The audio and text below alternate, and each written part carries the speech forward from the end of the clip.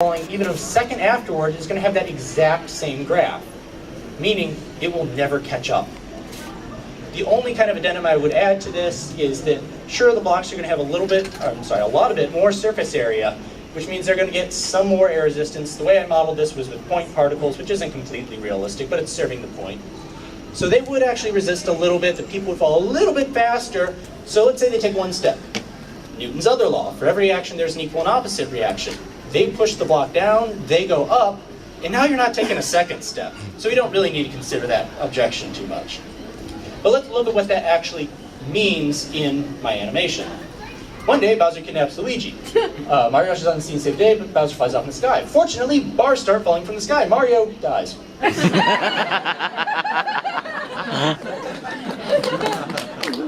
The problem with that was that the bars had started falling first. So Mario, no matter how fat that plumber is, will never be able to catch up to them. Let's see, I've already covered that one in this talk. Man, I got so much extra time. Yeah. Try doing Santa Claus going around the earth in one night. Been done. Alright, here's one from Cowboy Bebop. This was from the episode Heavy Metal Trucker or Heavy Metal Queen. They're trapped in kind of an underground or inner asteroid mine. It doesn't have any air in it. They're trapped in it, so he sends his little pod off to detonate some explosives, but he doesn't obviously want to be in it when it goes kaboom. So he jumps out of his pod into another ship that's a little ways away. So he jumps out of this pressurized chamber through a perfect vacuum to hop over to another ship. I think most people know that if you do something where you jump out of a pressurized chamber, it can be bad, which is why planes have the emergency decompression stuff. So let's take a look at what's going to happen if you did something that unintelligent. I'm going to have to skip this because I don't have sound, but this shows a video of a NASA test where they were looking to test spacesuits. They had this great vacuum chamber. This guy was hooked up, and then his tube that gave him oxygen became disconnected in the vacuum, and it leaked all his air out. And I can't really fast forward in PowerPoint, but he's standing there losing oxygen, and then he just goes heels over ass. I mean, it's quick. So that's the thing I really want to get at, but we can skip it since I just told you the effects. There's two main things you're going to have to worry about here. One is the explosive decompression. The guy in the spacesuit didn't have to worry about that because he was leaking, not just blowing off a hatch. The other thing is what's going to happen to you when you are in a vacuum for an extended amount of time. By the way, the guy was okay. They repressurized the chamber within a minute, and he did live.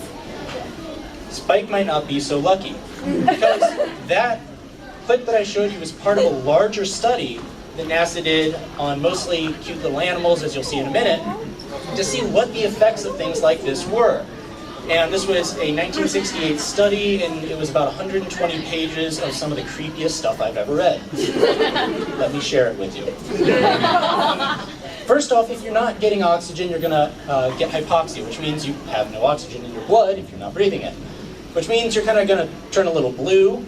You have nitrogen and other gases dissolved in your blood. When you suddenly lose pressure, they come out of solution and expand. This is called the bends, and being from St. Louis, we were building the Eads Bridge across the Mississippi River, and they used to sink cisterns in it, which were really pressurized because of the water depth. And then when they finished for the day, they'd come up real quick in the elevator, and so they went from high pressure to normal atmospheric pressure, and suddenly people just keeled over and died. Very, very painful, even if you didn't die. Also, that kind of expansion of everything can tear up your nervous system, especially the central nervous system, pulmonary tissue, the sinus and eardrums, and intestines, where you have lots of other gas. And if that's not bad enough, you might feel a bit nauseous. You'll have about 5 to 15 seconds of what's called useful consciousness, which means you can still think pretty normally. After that, it's described that you feel like you're really, really drunk, not too bad, I guess, and then you're just out. So the thing is, we have to understand what effects are going to come from which little piece of this. As I mentioned, they did this study testing animals, and here's the things I want you to notice. First, normal atmospheric pressure to a very, very low pressure. They started in 1/6 of a second and went down to 1,000th of a second. When they did it relatively slowly, nothing died. But when they did it quickly, 100%. of the test subjects' animals died. So what we want to know is, where does Spike fall on here? Well, fortunately, that same paper also gave a nice little graph to tell you how quickly you'll lose the oxygen. It depends on how much air you have, which is the y-axis, and how big your hole is that you're leaking it out of. So if you take a pinhole, you're not going to suddenly be sucked out of an airplane, or contrary to popular myth. So the other thing is that when you have a larger surface area, you lose it quicker. Using kind of just some general dimensions of what I estimated Spike's to be, I put him about right here. So he's losing his air between 1/100th of a second and 1,000th. And this graph is logarithmic, which means he's way closer to this than this. Putting him back on that last graph means he's somewhere down here. Somewhere between 50 and 100%. And if you really wanted to get very specific on it, it's at about an 83% chance of mortality. I would much rather play Russian roulette. So to kind of remind everyone what that was all about, in the anime world, he jumps out of it, feels no ill effects. He's in the vacuum for almost a full minute in that episode. He gets to that ship, takes a deep breath. In real life, even in a test scenario where it was pretty well controlled and it wasn't really depressurized, the guy was exposed to a vacuum for about 30 seconds, and he didn't feel so great afterwards.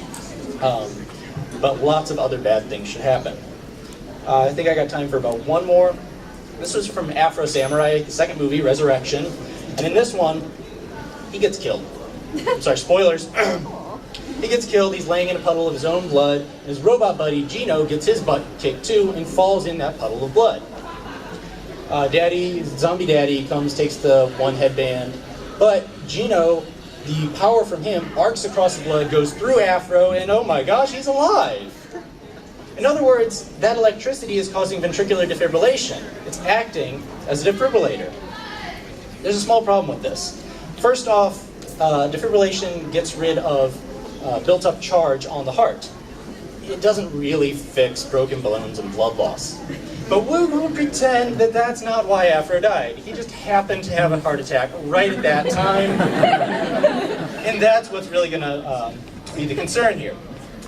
So what it has for I cannot talk today. Defibrillator is about 1,000 volts, and that's just across the chest, but that's not exactly what's happened here. Afro used his arm out, and it's arced all the way across the arm, through the heart, and then out. So we're going to need about 4 times the voltage on that, since we got 4 times the distance. But still, there's something very funny to me here. Anyone do any kind of like electrical engineering or play with circuits or anything like that? What's that third plug called? Ground. The ground. And what's important about that? The important thing is that you can't plug it into the old darn electric extension cord, so you have to get the converter. Darn it. What's really important is that there's a surge or a short circuit, it takes that extra current and dumps it into the ground, which can absorb a ton of electricity. So if Gino's sitting on the ground, why is it going all the way through the blood, then through Afro, and then to the ground? This really bothered me, and so I had to think about it for a long time. And this is a lot like asking, if I'm sitting in a bathtub and I drop a radio in it, why is it going to go through the water, through me, and then to the ground? It doesn't immediately make sense until you realize electricity is just a flow of electrons, and if you try to shove too much in one place at one time, electrons, all being the same charge, are going to resist one another, so you get a back push, and it spreads out. Here's a great example of that. You can't see it too well, but this is a fence, and next to it is a whole bunch of cows taking a siesta. I'm sorry, they're dead. They were standing next to a fence post during a lightning storm. Lightning hit a fence post, and now beef is what's for dinner. This is why you don't stand next to trees during lightning storms, is because if the tree gets hit, it spreads along the ground. One foot will be at a higher voltage than the other. It'll go through your body better than it goes through the ground. So that's what we want to deal with, is thinking about lightning. So I pulled up a book on lightning and found an equation that deals with the voltage, the current, and the distance between the points of contact. And solving that to figure out exactly what we're going to need, and here's some constants that you'll need, is we said 4,000 volts, the resistance of the human body is about 1,000 ohms per meter. The distance from where Gino was all the way through, incorporating kind of some fudge factors because it's going through blood, which actually conducts really well, for a little bit. We use that, but we want to solve this for I, to figure out just how much current Geno's pumping out. So solve that, plug everything in, and we get that Geno gives off about 8,500 kiloamps, which we should put in context. A large lightning strike is about 120 kiloamps, meaning that Geno is going to be worth about 70 large lightning strikes. That means Geno's not just a cute little cuddly teddy bear cyborg, he's more akin to Zeus. I would totally take that on my team. All right, well, if you have any questions, I'll be more than happy to answer them. Also, if you have suggestions for next